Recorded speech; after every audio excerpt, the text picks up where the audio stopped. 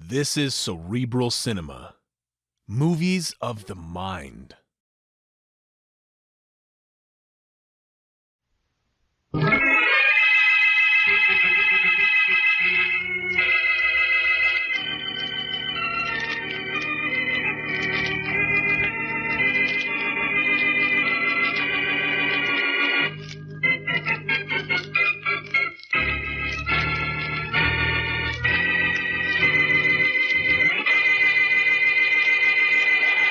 Hi, Blackie. Are you having fun? Hi, Mary.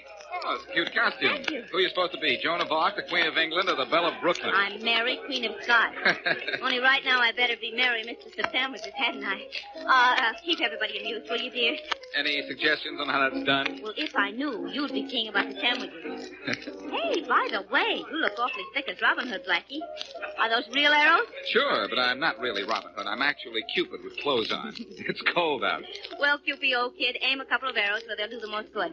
I'll be seeing you. Oh, and remember, there is no mistletoe under the chandelier. Only you can forget that when I get back. I will. Hurry with those sandwiches, will you, Mary? You bet I will. I'm the kind of a guest who has an appetite for adventure, but I've also got a craving for something a little more substantial. I'll be over at the piano. All right. Okay. Blackie. What's the matter, Mary? Where are the sandwiches and why the puzzled look? This is a party. You know, have fun. Hooray, whoopee. What's Well, wrong? nothing except that there's a very funny-looking old lady out in the foyer asking for you. Really? How funny looking. Very, very. She's wearing a long black dress. Her hair is practically white, and it's so stringy, and it could be arrested for loitering all over her face. What about the face? Well, from what I could see, maybe her hair doesn't cover enough of it. Sounds like a description of my schoolgirl sweetheart. Well, this is a costume party, Mary, and anybody can come dressed as anything she likes, I suppose. This gal overdid the privilege, I can tell you. She's a little airy, no kidding. Well, I'll see her, and if the worst comes to worst, I'll grab her broom and ride off on it. Blackie, you don't know how close you might be to what that gal actually is.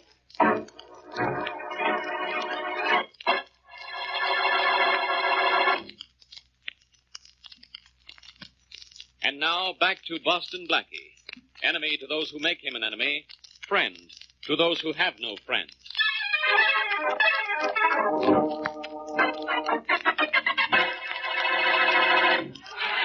See you later, kids. Hello, I'm Boston Blackie. You want to see me? Yes, but I think you should have said you want to see me. Oh, well, I apologize. Say, that's quite a get-up you have there. Who are you supposed to be? I'm Granny. Well, it's a cute gag, and it's a cute costume. So, well, why don't you come inside and join the others, Granny, old gal? I'm not here as a guest, Blackie. I came especially to see you. What is it, Granny? Are you in trouble? No, Blackie. I'm not in trouble. You are. Oh, really? What kind of trouble am I in? What do? Break my shoelace tomorrow morning? You may never see tomorrow morning, Blackie, unless you listen to me. Aren't you being a little corny, Granny? I don't know how to convince you, Blackie. All I know is that something told me to come here tonight and warn you that death is very close to you. Something told you to come? Yes. I sit alone, and all of a sudden things come to me. They tell me what's going to happen. They dare me to do something about it. You are serious, aren't you? Well, thanks for coming, Granny, but I can take care of myself. Death is very close to you. It may come tomorrow. Death may come in a car. A blue car. A big blue limousine. You're going to have me believing this if you don't stop. I'll stop. I have nothing else to say. But I can be found at my house. 50 Lincoln Lane, if you need me. Remember what I see, Blackie. Death and a big blue car. Tomorrow. Go back to your party, Blackie. Have fun while you can tonight, but keep away from the chandelier, the middle chandelier in that room. Good night.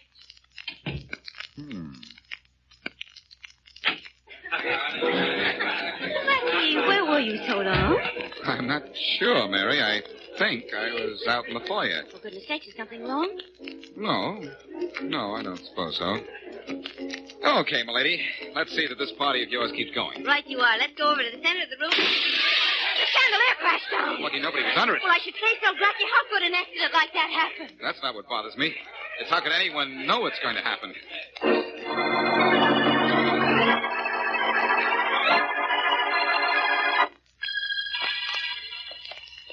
Well, Blackie, if you're going to continue to walk knitting your eyebrows, at least do something constructive with them. Make me a sweater, maybe, huh? Mary, I can't get over that old lady who came to your party last night. After all, she did warn me about the chandelier. I'm thinking... About that big blue sedan she warned you about? What's the matter with you? Are you scared? You know better. I'm not scared. Just careful. Well, there goes the traffic light. Let's get to the other side of the street and on to another subject. Come on. Okay. Let's talk about the weather. You think we'll have any today? Well, now you know we might. It looks like we might. Blackie, look out for that car! Jump, Mary, jump back! Oh, that driver tried to run us down, didn't he? I'm scared. That makes two of us. Lucky we made the curb in time. Blackie? Yes? Blackie, did you see the color of that big car that almost ran us down? I wasn't paying too much attention, but I think it was blue. It was blue, and it was a limousine. Yeah. So Granny's prediction was right. That settles it. I'm going to see her. Well, now I am. Don't be. Apparently, Granny can foretell my future. I'm just going to see her to make sure I have one.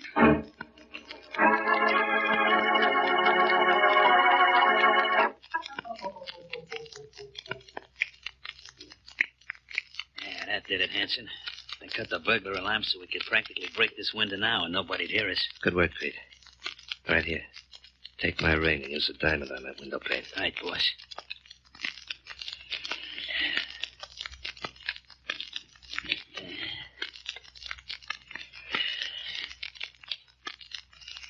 Yeah, we are.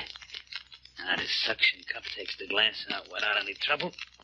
Just a couple of taps. That did it. Good. I'll hop in and pick up that dough. Payday for this factory's tomorrow. There ought to be $25,000 in small bills in that safe. Not bad for an hour's work. This job took more than an hour, Pete. I had to plan it, case it, figure out the best time was on a Sunday afternoon. It took weeks. Well, 25 G's ain't bad for a couple of weeks work either, boss. Boost me in that window, will you? Yeah, okay. I'll wait out here in case the watchman changes his routine and decides he needs some exercise. All right, up you go, Pete. I'll be seeing you in a couple of minutes. Okay. Yeah, I'll be seeing you and $25,000.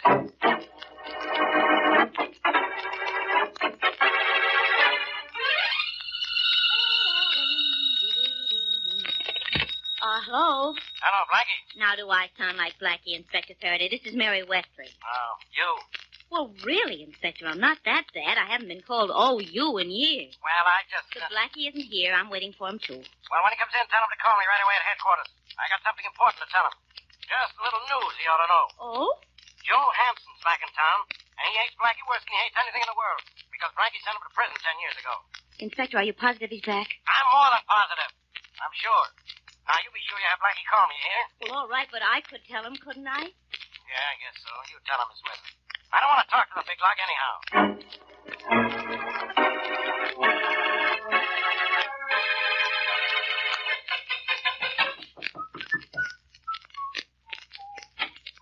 Yes. Oh, hello. Hello. This is 50 Lincoln Lane, isn't it? Yes, it is, Blackie. And I've been expecting you. Come in. You've been expecting me? You mean you and I have met before, gorgeous? Certainly. We met last night at Miss Wesley's party. That's when I gave you this address. Now, wait a minute. Don't try to tell me you're Granny. I knew who you were, didn't I? Of course I'm Granny. I beg your pardon, but I'm afraid I heard what you said. Now, look. Granny wasn't using makeup, and she looked at least 70 years old, and you're not more than 25. To tell you the truth, I don't know how old I am. Please sit down. Thanks. You're just going to have to trust me, Blackie, if I'm to help you. That's what I came to see you about. Somebody tried to run me down in an automobile about an hour ago. A big blue limousine. Yes, I know. As soon as it came to me how they were going to try to kill you, I called you on the telephone. But there was no answer. Wait a minute. Before I really start believing this. First of all, how can you be Granny? Just a minute, Blackie. If it will make you more comfortable, I'll be the way you remember me. I'm going into the next room now. All right. What's in there? Your crystal ball or your magic wand? Nothing's in here, Blackie, except my book. Please wait for me. I'll wait, but it isn't going to help me understand any of this. Well, you said you wouldn't be long. It's practically 10 seconds. What's going on?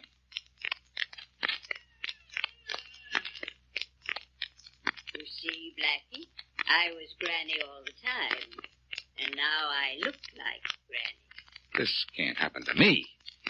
Oh, I get it. This whole thing is a gag. That young girl is in that room. Think so, Blackie? Come look. You bet I will. Well, Blackie, you're looking? Yes, I am. She's not here. And there's no door to this room except the one I just came through. Oh, I get it. She went out through this window. It's barred and bolted, Blackie. See for yourself. I'm seeing, but I'm not believing. There'd be no place for her to hide. There's nothing here except these books, Blackie. You must believe me now.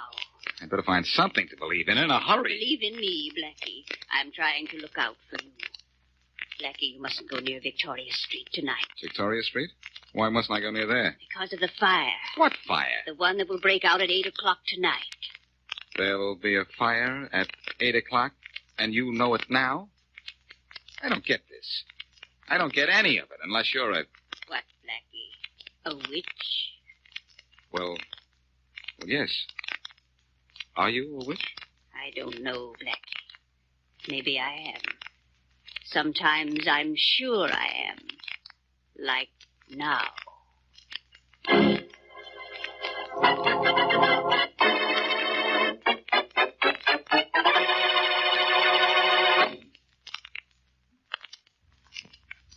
And now back to Boston Blackie.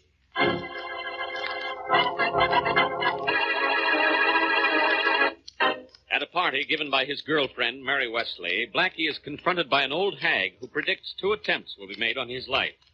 When they happen, Blackie goes to see her, only to be met by a very beautiful girl who insists it was she who warned him the evening previous.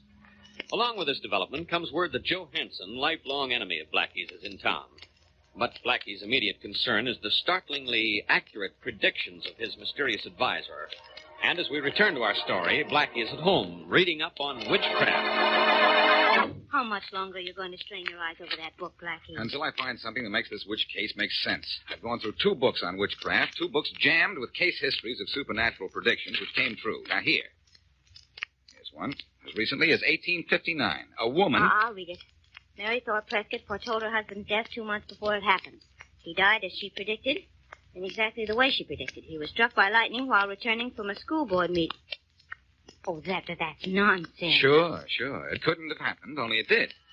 See who that is at the door, will you, Mary? Yes, but suppose it's that Joe Hansen Inspector Faraday called you about. If it is, say I'm not home. It won't be Hanson, Mary. Hanson wouldn't ring. Well, okay, if you say so, only I wish you'd please give up those books. Not right now, Mary. Well, if that's the way you want it, all right. It's all right by me. Oh, Inspector Faraday. Sure, Inspector Faraday. Blackie in? He is? I told him about Joe Hansen, Inspector, only he's got other things on his mind. What mine? Hello there, Inspector. Thanks for the tip on Hanson. I'll take care of him as soon as I figure out what's happening between me and a witch. What? Blackie, are you batty? He's witch wacky, ghost goofy, and spook silly, Inspector. That's probably right. By the way, Faraday, why aren't you at the fire on Victoria Street? Wasn't anybody hurt? What fire on what Victoria Street? There isn't any fire down there. Never mind. What's this about Joe Hansen? You got my message. He's out of jail. Because you helped send him up, I thought you ought to know. I'll take care of him when I take care of my other problem, Faraday. Say, maybe we got some news about him downtown. Is it okay to use the phone? Thanks. I didn't say you could use it. But you didn't say I couldn't either. Blackie, why is it you and I always battle this way? The reason, Faraday, is you and I. Headquarters, Rollins. Rollins, this is Faraday. Anything going on? Oh, no, Inspector, not a thing. No news on that Joe Hansen guy? Nothing, Inspector. Everything's very quiet. There's a big fire down at Victoria Street, but that's all. Well, let the fire department worry about that. I'll call you back, Rollins. Bye. Well, no news, Blackie. That's what I thought. What's this all about? The fire department worrying? What about? No, who cares? Something about a fire down at Victoria Street. But I'm going home. So long, Miss Wesley. Goodbye, Inspector. You too, Blackie. I'm going to go home, get these shoes off. Hey, Victoria Street. Blackie, how'd you know about the fire at Victoria Street? Never mind. I wouldn't get a sensible answer anyhow. For once, the inspector's right. He wouldn't get a sensible answer out of me. Mary, I'm going back to that house on Lincoln Lane as a delivery man or something. Oh, I wish you... All right, but be careful, will you? Oh, I will. Don't worry. One thing you can count on. When I get there, I'll keep my witch about me.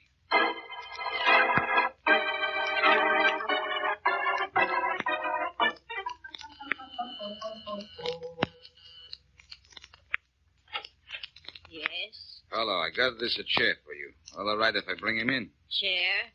Yes, I ordered a chair. Put it in the living room. This way, please. Right. I've been working on the railroad. Put it right down there. That's right. Thank you. It's no trouble, lady. I guess that's all. Lady, your phone she's a ringing. Yes, I know. You're not going to answer it? Yes, I'll answer it as soon as you leave, Blackie. You knew it was me? You wouldn't try to fool me, Blackie. Not me. I knew you were coming even before you decided to come. Would you please go now? I really must answer the phone. And you can't while I'm here? No. Oh, that's fine. You know, it might be your friend Death calling to tell you when he's calling for me. It might be. Well, do me a favor. Ask him where he's calling from.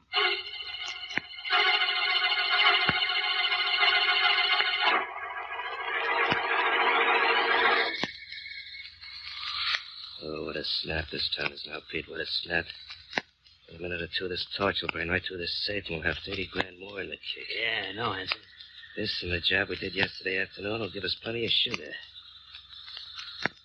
Yeah, that did it. Now for 30 grand in diamonds, Pete.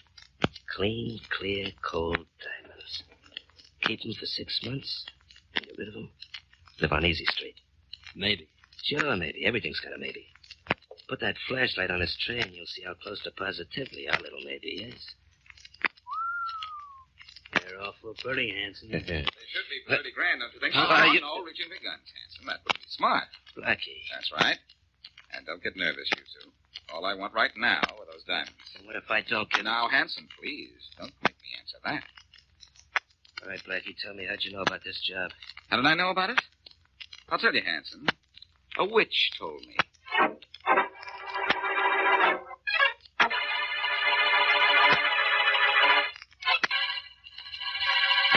$30,000 in diamond I lose, Inspector Faraday, and you sit there. What kind of police force do we have here?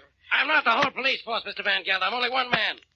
We got men working on your case. You've got men working on my case. So what does that mean? Did I come to headquarters just to be told that? To tell you the truth, Mr. Van Gelder, I don't know why you did come here. He doesn't know why. $30,000 worth of diamonds. Why, isn't that enough? Hello, Faraday. Blackie, go away. I got troubles. He's got troubles. I've got troubles. I want my diamonds. I want them. Do you understand? Look, Mr. Van Gelder, I told Never you mind, that... Inspector, never mind. All Mr. Van Gelder wants is his diamonds. Here they are. My diamonds. My diamonds. Thank you. I have my diamonds. I have my diamonds. I have my diamonds. Blackie, where did you get those stones? I brought them here, didn't I? And Mr. Van Gelder is happy, isn't he? So what difference does it make where I got them? Besides, I'm going to let you in on something. Yeah, I can hardly wait. Listen, Faraday. You know that witch business I told you about? Which witch? Never mind. It's all tied up with Joe Hanson, anyhow. Hanson, eh? Hanson A, B, and C. First of all, he hired an old hag to tell me a couple of things that were going to happen. Go ahead. You aren't making sense, but that's nothing new. Well, he hired this old gal, old pal, knowing I'd be very curious and investigate her, which left him free to do what he wanted to around town. Why should he worry about you? He had a reason, Faraday, believe me. He knew that as soon as I found out he was loose, I'd be on his trail, and he wanted to keep me busy, so he hired that old goon. You think Joe Hanson planned this, and then made the old dame's predictions come true? That's right. He engineered everything. The falling chandelier, the big blue limousine, the fire on Victoria Street, the library with sliding panels so one girl could disappear and that granny make an entrance. I know that all now. Well, who told you? A little bird? No, a little telephone. What? I tried to get in that house on Lincoln Lane as a delivery man, but it didn't work. But I'd brought along a telephone cut-in outfit, and that did. I heard Hanson telling that old would-be witch his plans. About what? About a job he was pulling last night. Only Hanson doesn't know that I listened in on him. He thinks that Granny told me about it, and if I know Hanson, he's going to try to get Granny for that. So what? Where do we go from here? 50 Lincoln Lane. Think you can find your way there by yourself? Oh, I don't know. I'll try. Of course I can. Only remember, I'm not taking orders from you. What do you want me to do? Meet me there. Hanson wants to get Granny, and I want to get him.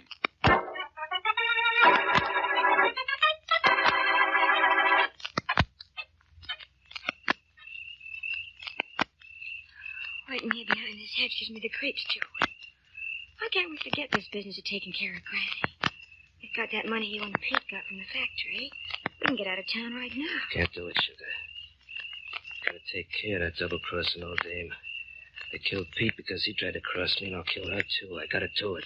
If you'd forgotten about Boston Blackie and not tried to keep him out of your way until you were ready to get him, we'd be okay now. Can't forget. Something inside me don't let me forget. Maybe you better remember that, too. Joey. As soon as it gets dark, we take care of Granny and beat it. Got a plane all gassed up and ready to go. Well, we gotta wait till it's dark. It's dark enough now, Joey. Look. The light just went on in the living room. All right, get over to the window. Tell me what you see. All right. There can't be anybody in the house, though, except Granny. It's gotta be her. Just look inside. Don't tell me who it's gotta be. Well? I can see her. She's sitting in that big wingback chair reading. Nice and calm and easy. Just as if she hadn't crossed it. I'll take care of her right now. Come on over to the window with me. Sure, Joey. I'm sticking close. Not that close. Joey. Don't get in the way of my arm. I need this arm of mine for something special. Yeah. We get one break anyhow. This window isn't latched. Move away a little. I can pry it open with this jimmy. Joey. If she does, she'll be dead that much quicker. You're carrying my gun. Give it to me. Sure, Joey, sure. Here's the gun. Can I watch Joey, can I? You can do anything as long as you keep your mouth shut. I can rest my arm on this windowsill, so I'll be sure I don't miss. Go ahead. Go ahead, Joey, go ahead. I can hardly wait to see you shoot. I just want to make sure I don't miss, and I won't. My hand's nice and steady. Here's where she gets it. Right now. Send that window down and stop, Barney. Oh, it won't do any good, Sugar. You and your boyfriend are through. It's you, is it, Blackie? That's right, it's me. My gun, and I've got another friend, Inspector Faraday, who's coming around the house to grab you. I'll never forget you for this, Blackie, never. Poor boy. You haven't got much time to remember anything. And, Sugar, Yeah. you tried to pretend you were the young edition of Granny. Well, by the time you're out of jail, you'll be older than she is.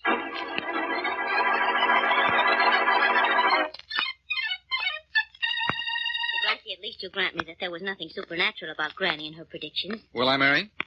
What makes you say that? Well, you as much as said it. You told Inspector Faraday that Joe Hanson arranged all those cunning little episodes which Granny imagined in advance. Yeah, I guess that's right, Mary McGirl, except for one thing. Of course, Faraday found it was Hanson's gun that knocked off his ex-buddy, Pete. So there was no reason for Hanson not to admit cooking up this witch thing against me. Well, he did, didn't he? Oh, sure. He admits everything. Except starting that fire on Victoria Street. Well, he'd have no reason to deny that. Maybe he didn't do it. Well, in that case, how did Granny know about it in advance? Oh. I never thought about that. Well, why don't you ask her? I tried to find her this morning, Mary. And maybe she is a witch, and maybe she's just a frightened old woman. But for all I know, she's disappeared into thin air.